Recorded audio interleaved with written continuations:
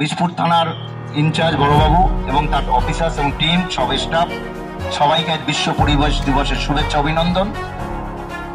5ই June বিশ্ব পরিবেশ দিবসের সকালে পরিবেশ বন্ধু ফাউন্ডেশন এবং বীজপুর থানার উদ্যোগে এবং পজিটিভ বার্তার সহযোগিতায় বীজপুর থানায় বৃক্ষরোপণ কর্মসূচি পালন করা হলো। বীজপুর থানার আইসি অংশুমান চক্রবর্তীর হাতে তুলে দেওয়া হলো চারা গাছ। তা রোপণ করে প্রতীকীভাবে কর্মসূচির সূচনা করা হয়।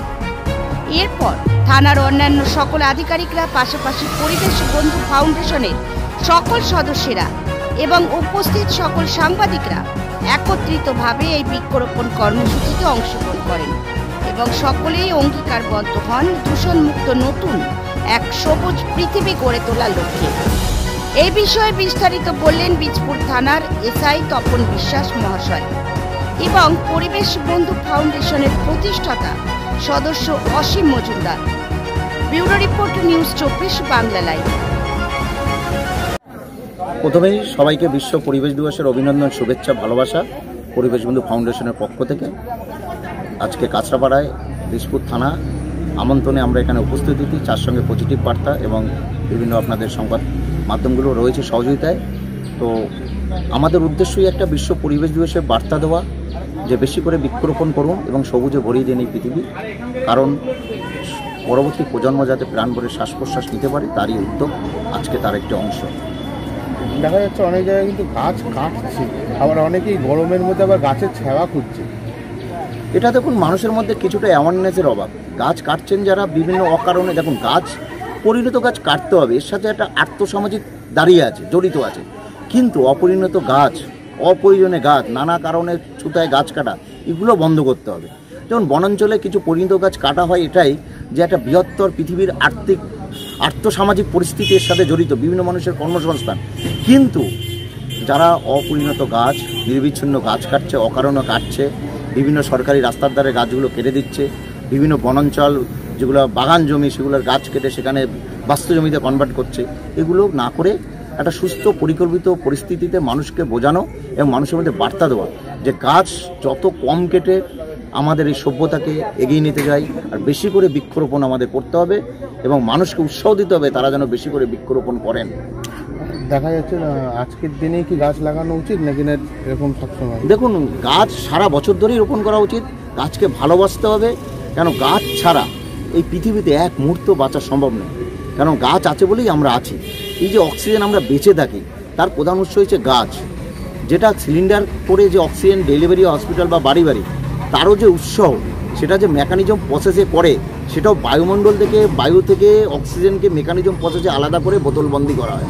অতএব সের উৎস একমাত্র গাছ। এই গাছই পৃথিবীতে অক্সিজেনের ভাণ্ডার। অতএব সারা বছর ধরে গাছ লাগাতে হবে। আজকের দিন হচ্ছে বিশেষ একটা দিন, পরিবেশ রক্ষার জন্য সারা পৃথিবী সামিল হয়েছে একটা পার্টিকুলার দিনে, সে হচ্ছে বিশ্ব পরিবেশ দিবস। তো এই দিনে তো আমরা বৃক্ষরোপণ করব এবং এই দিনের থেকে শুরু করে সারা বছর নিয়মিত বৃক্ষরোপণ করা উচিত যেখানে ফাঁকা জায়গা আছে। আপনার নাম? আমার নাম অসীম মজুমদার। আমি পরিবেশ বন্ধু ফাউন্ডেশনের ওয়ার্কিং প্রেসিডেন্ট এবং প্রতিষ্ঠাতা সদস্য। আজকে 5ই জুন বিশ্ব পরিবেশ দিবস, আমরা সবাই জানি। আজকে বীজপুর থানা এবং পরিবেশ বন্ধু ফাউন্ডেশন এদের সহযোগিতায়, প্রত্যক্ষ সহযোগিতায় আজকে বীজপুর থানা সংলগ্ন এলাকায় আমরা কিছু বৃক্ষরোপণ করে আজকে বিশ্ব পরিবেশ দিবস পালন করলাম।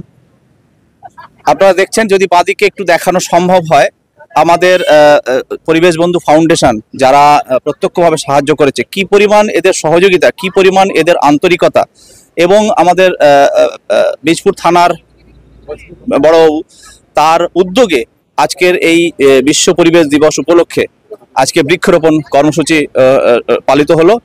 এর সঙ্গে আমাদের মিডিয়া পার্টনার যারা আছেন, দেখছেন আমাদের এই চ্যানেল পজিটিভ বার্তা, এনারা আমাদের সঙ্গে আছেন। আজকের এই বিষয়গুলো তারা সরাসরি সম্প্রচার করছেন। প্রত্যেককে আন্তরিক ধন্যবাদ, আমার অন্তর থেকে আন্তরিক ধন্যবাদ।